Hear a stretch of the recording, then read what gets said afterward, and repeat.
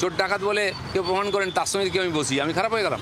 এখন রাজনৈতিক ভাবে দিলীপ ঘোষ হয়তো মমতা ব্যানার্জির প্রেমে পড়ে গেছে, এই জন্য এত সার্টিফিকেট দেওয়া দেই করছে। আমি তো আগেই বললাম, এখন এই সার্টিফিকেট দেওয়া দেই করছে, এরপরে দেখবেন হঠাৎ করে 21 জুলাইয়ের মঞ্চে উনি পদ্ম ফুল ছেড়ে জোড়া ফুল ধরতে পারেন, জোড়া ফুলের পতাকা ধরে উনি ওখানে গিয়ে এমএলএ এমপি মন্ত্রী হতে পারেন। এগুলো তো আগেও হয়েছে বহু লোকের সাথে, এবার দিলীপ ঘোষের সাথেও হচ্ছে। তবে এটা বলতে পারি, দিলীপ ঘোষ যদি তৃণমূলে যায়, ওনার রাজনৈতিক কেরিয়ার বা যেটুকুনি সম্মান ওনাকে পশ্চিমবঙ্গের মানুষ করে, সেটাকে একদম উনি সলিল সমাধি দিয়ে আসবেন।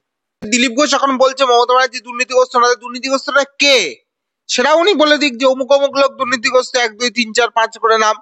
হঠাৎ ওনার কেন ভোল বদল হচ্ছে?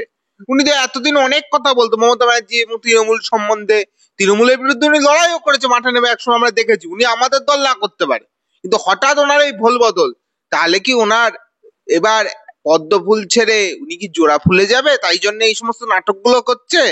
রাজনীতিতে এরকম দু একটা জোকার থাকলে মানুষ একটু কমিক রিলিফ পায়।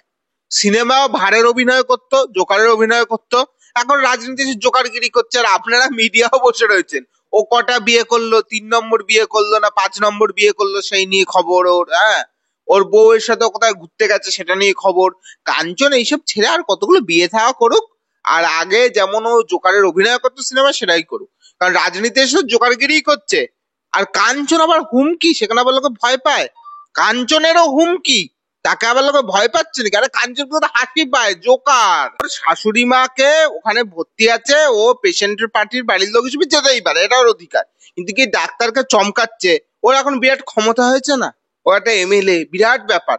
পশ্চিমবঙ্গের মানুষের দুর্ভাগ্য, এইসব জোকার, এই সমস্ত কার্টুন, এগুলো ভাড়গুলো একটা একটা করে পশ্চিমবঙ্গের বিধায়ক সাংসদ হয়ে যাচ্ছে। এগুলো আমাদের দুর্ভাগ্য।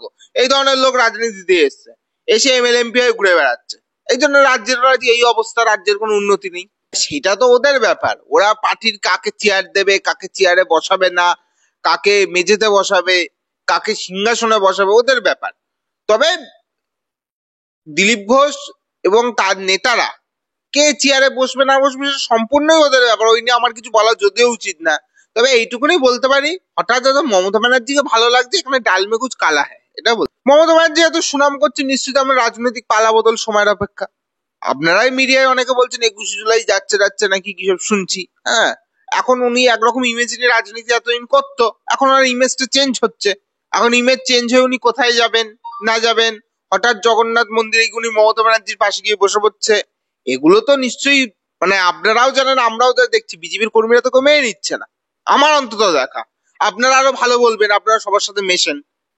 কিন্তু একটা জিনিস, এটা সম্পূর্ণ তাদের পার্টির ব্যাপার। তারপরেও বলছি, তাদের পার্টির সবাই কি গেছেন সৌজন্য সাক্ষাতে ওখানে? তৎকালীন যারা নেতৃত্ব ছিল তারা তো সবাই জানেন, উনি একা কেন গেলেন? এটা কি আদৌ সৌজন্য? আবার অনেক সময় দেখেছি মমতা ব্যানার্জির এরকম অনেক সৌজন্য সাক্ষাৎ থেকে, বাবুল সুপ্রিয়র আগে বিজেপির যিনি কেন্দ্রীয় প্রতিমন্ত্রী ছিল, তিনি হয়তো ঝালমুড়ি খেতে খেতে তারপরে দেখলাম সৌজন্য দেখা জায়গাতে তিনি হয়ে গেলেন তৃণমূলের মন্ত্রী।